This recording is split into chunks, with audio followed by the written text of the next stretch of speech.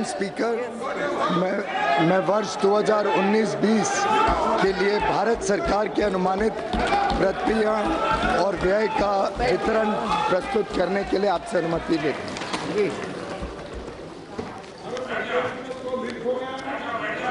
Madam Speaker, I rise to present the interim budget for the year 2019-2020. Yes. Part A. I am deeply conscious of the absence of Shri Arun Jaitley today. I am sure the House joins me in wishing Shri Jaitley speedy recovery, good health, and a long life in the service of the nation. Madam Speaker, the people of India gave a strong mandate to our government. Under the visionary leadership of Honorable Prime Minister Shri Narendra Modi, we have given the most decisive, stable and clean government and have undertaken transformational structural reforms. We have reversed the policy paralysis engulfing the nation and have restored the image of the country. इस सरकार की उपलब्धि रही कि हमने सोच को बदलने के अथक प्रयास करे और देश के आत्मविश्वास को बढ़ाया. I can proudly say that India is solidly back on track and marching towards growth and prosperity. We have prepared the foundation for sustainable growth, progress, and better quality of life for all our people. We are moving towards realizing a new India by 2022, when we celebrate 75 years of independence. An India which is clean and healthy, where everybody would have a house with universal access to toilets, water, electricity, where farmers' income would have doubled. Youth and women would get ample opportunity to fulfill their dreams. An India free from terrorism, communalism, casteism, corruption, and nepotism. State of the economy. Madam Speaker, the last 5 years have seen India being universally recognized as a bright spot of the global economy. The country witnessed its best phase of macroeconomic stability during this period. We are the fastest growing major economy in the world today, with an average GDP growth higher during the last 5 years, higher than the growth achieved by any government since economic reforms began. From being the 11th largest economy in the world in 2013-14, we are today the 6th largest in the world. Besides generating high growth rate, we contained double-digit inflation and restored fiscal balance. Inflation is a hidden tax and an unfair tax on the poor and the middle class.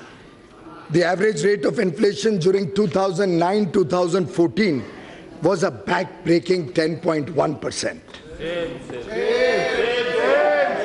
The then Prime Minister admitted as much when he said, and I quote, "We have also not been as successful in controlling persistent inflation as we would have wished. This is primarily because food inflation has increased," unquote. इसके विपरीत हमारी सरकार ने कमर तोड़ महंगाई की कमर ही तोड़ दी. We brought down average inflation to 4.6%, which is lower than the inflation during the tenure of any other government. In fact, inflation in December 2018, महंगाई दिसंबर 2018 में सिर्फ 2.19% पर घटकर आ गई. If we had not controlled inflation, our families would have been spending 35 to 40% more today on basic necessities such as food, travel, consumer durables, housing. आप कल्पना करिए 35-40% अधिक खर्चा होता हर परिवार का अगर हमने इस महंगाई पे लगाम नहीं लगाई होती. From the high of almost 6% 7 years ago, the fiscal deficit has been brought down to 3.4% in the revised estimate of 2018-19. The current account deficit, against a high of 5.6% 6 years ago, is likely to be only 2.5% of GDP this year. We contained the fiscal deficit, notwithstanding the Finance Commission's recommendations, increasing the share of the states from 32% to 42% in central taxes, which we accepted in the true spirit of cooperative federalism, thereby transferring significantly higher amounts to the states.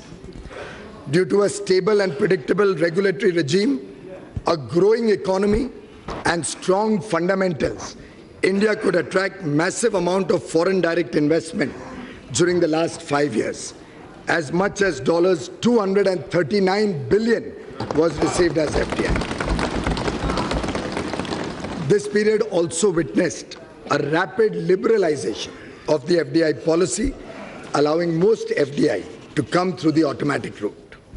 Madam Speaker, the last 5 years have witnessed a wave of next-generation structural reforms which have set the stage for decades of high growth.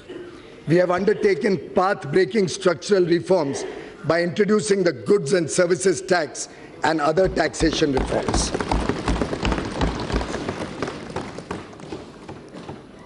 Banking reforms and insolvency and bankruptcy code. The period of 2008 to 14 will be remembered as a period of aggressive credit growth, and as per RBI, the primary reason for a spurt in non-performing loans and stressed assets. Outstanding loans of public sector banks ballooned from 18 lakh crore to 52 lakh crore during this period. Many projects were started that could either not be completed or had low capacity utilization, resulting in their inability to pay back these loans. They were high stressed and non-performing assets amounting to rupees 5.4 lakh crore in 2014, even though they were not being recognized as NPA at that point of time. Many more were hidden through restructuring or otherwise, which were discovered during the asset quality reviews and inspections carried out since 2015. हमारे सरकार में ये दम था कि हम reserve bank of India को कहें कि ये सभी लोन्स को देखें और बैंकों की सही स्थिति देश के सामने रखें.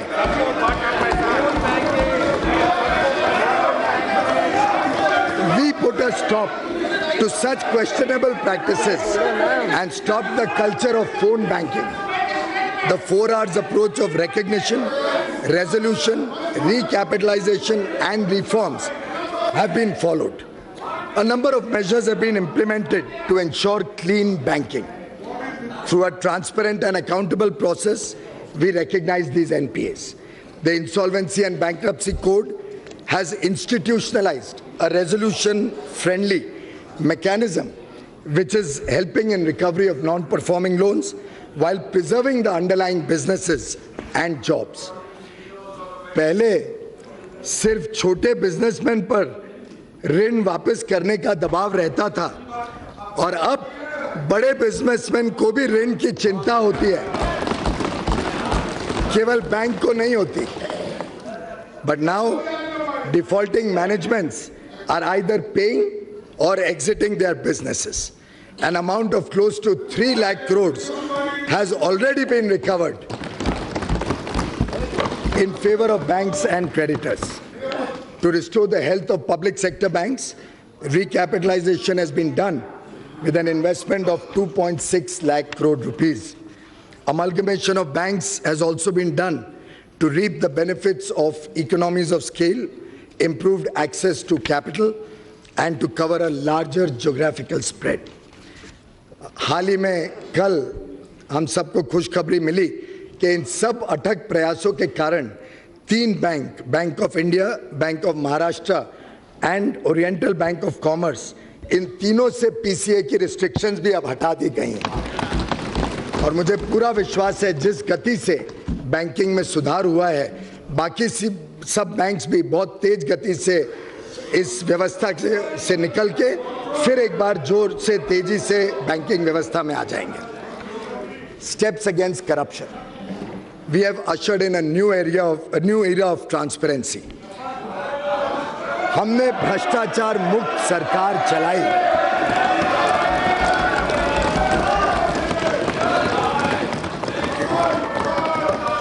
The Real Estate Regulation and Development Act 2016, RERA, and Benami Transaction Prohibition Act are helping to bring transparency in the real estate sector. The Fugitive Economic Offenders Act 2018 will help confiscate and dispose of the assets of economic offenders who escape the jurisdiction of the laws in India. Additionally, we conducted transparent auction of natural resources, including coal and spectrum. We have walked the talk. Swachhata. As a tribute to Mahatma Gandhi, whose 150th birth anniversary we are celebrating in 2019, our government initiated the world's largest behavioral change movement with the Swachh Bharat Mission. India has achieved over 98% rural sanitation coverage, and as many as 5,45,000 villages have been declared open defecation free. It is a holistic program and has succeeded in changing the mindset of our people. व्यापक जन भागीदारी से लोगों ने इसे एक सरकारी योजना से राष्ट्रीय आंदोलन बना दिया है। स्वच्छ भारत अभियान की सफलता के लिए मैं देश के 130 करोड़ जनता का तहे दिल से धन्यवाद करता हूं, जिन्होंने इसे पूरे हृदय से अपनाया। गरीब और वर्ग, देश के संसाधनों पर पहला अधिकार गरीबों का है। सरकार ने मौजूदा आरक्षण जो कि एससी, एसटी, अन्य पिछड़े वर्ग के लिए है, उसको पूरी तरीके से पूर्ण रूप से बरकरार रखते हुए गरीबों के लिए भी अब शैक्षणिक संस्थानों में और सरकारी नौकरियों में 10% का आरक्षण सुनिश्चित किया है।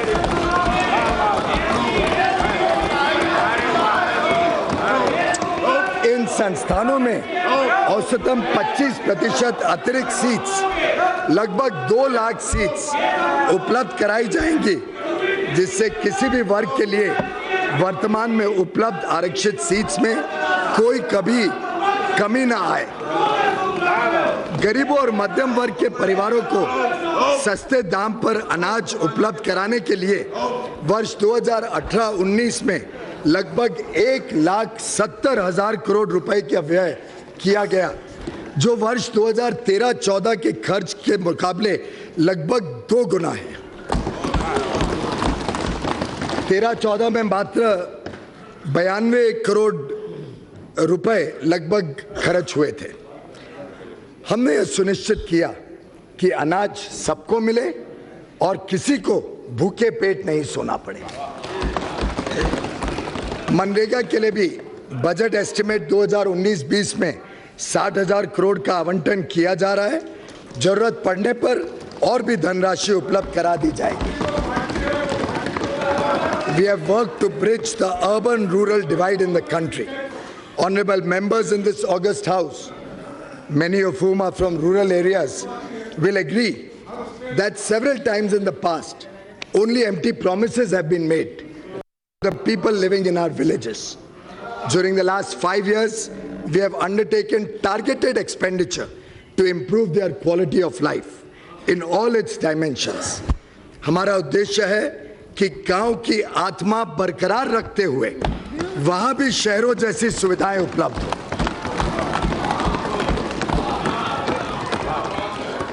Under the Pradhan Mantri Gram Sadak Yojana, construction of rural roads has been tripled. 3 guna. 15,80,000 habitations out of a total of 17,84,000 habitations have been connected with Pakka roads, and the work is going on to complete the rest very, very soon.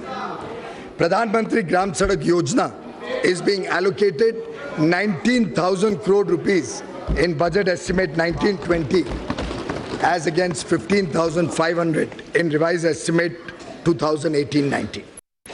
जब पहले एक गरीब बच्चा टूटी पगडंडी पर चलकर school पहुंचता था, आज उसके गांव तक बस पहुंच सकती है।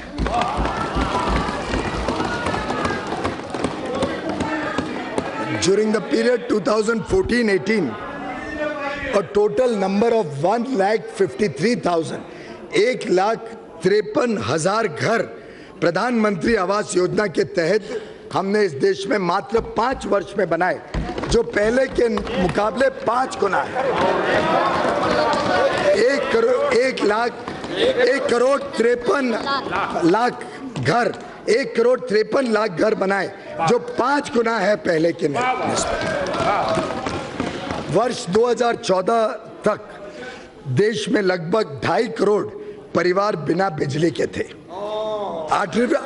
18वीं सदी में जीने के लिए मजबूर थे।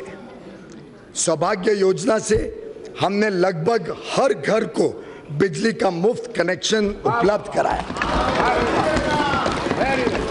मार्च 2019 तक सभी इच्छुक परिवारों को बिजली का कनेक्शन मिल जाएगा। हमने मिशन मोड में निजी क्षेत्र सम्मिलित करते हुए 143 करोड़ एलईडी बल्ब उपलब्ध कराए हैं, 143 करोड़। इससे गरीब और मध्यम वर्ग के परिवारों को बिजली के बिलों में सालाना लगभग 50,000 करोड़ की बचत हो जाएगी। Madam Speaker, past 5 years have seen massive scale up of healthcare. पहले गरीब व्यक्ति इस धर्म संकट में होता था कि वह रोजमर्रा की जरूरतों पूरी करे या परिवार के किसी बीमार सदस्य की जिंदगी बचाए। माननीय प्रधानमंत्री जी को इस बात की बहुत पीड़ा थी। We launched the world's largest healthcare program.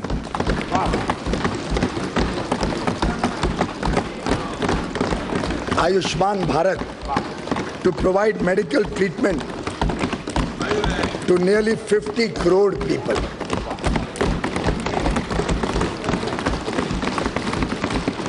अब तक 10 लाख बीमारों लोगों की इलाज इसके तहत इतने कम समय में हो चुकी है और लगभग 3,000 करोड़ रुपए ऐसे गरीब और मध्यम वर्गीय परिवारों के बचे हैं जो ये 10 लाख लोगों को इलाज मिला मुफ्त में।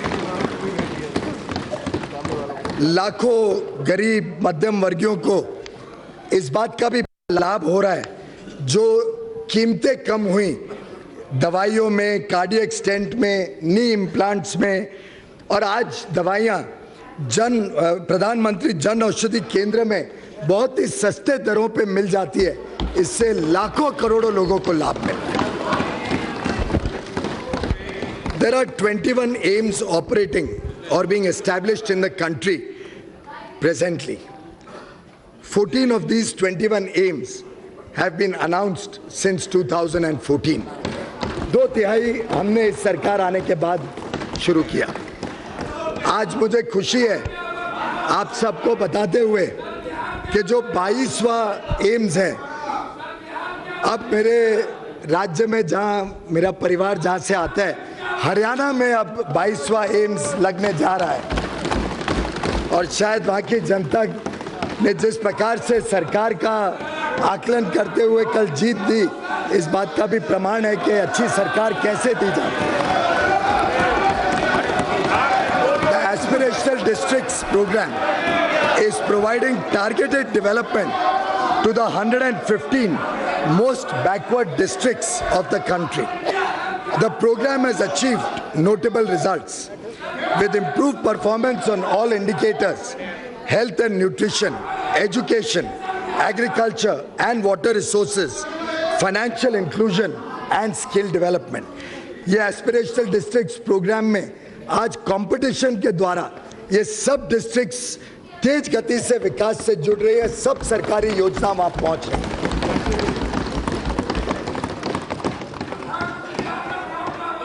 किसानों की उन्नति एवं आय वृद्धि। मैडम स्पीकर, हमारे मेहनती किसानों को फसल का पूरा मूल्य नहीं मिलता था। हमारी सरकार ने किसानों की आय दुगुनी करने हेतु इतिहास में पहली बार सभी 22 फसलों का न्यूनतम समर्थन मूल्य एमएसपी लागत से कम 50% अधिक निर्धारित किया।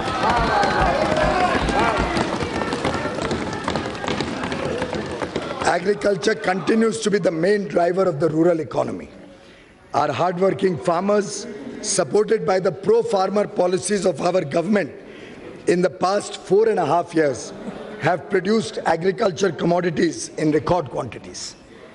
Declining prices of agricultural commodities in the international market and fall in food inflation in India since the last 2 years relative to the non-food sector have, however, reduced the returns from farming.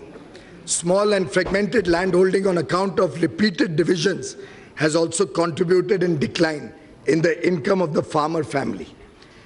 Hence, there is a need for providing structured income support to the poor landholder farmer families in the country for procuring inputs such as seeds, fertilizers, equipment, labor, and to meet other needs. Such support will help them in avoiding indebtedness as well and falling into the clutches of money lenders. To provide an assured income support to the small and marginal farmers, छोटे और सीमांत जो किसान हैं, उनको एक प्रकार से उनकी आय में और तेज गति से बढ़े और एक समर्थन देने के हेतु प्रधानमंत्री किसान सम्मान निधि पीएम किसान नाम की एक ऐतिहासिक योजना इस सरकार ने मंजूरी की है।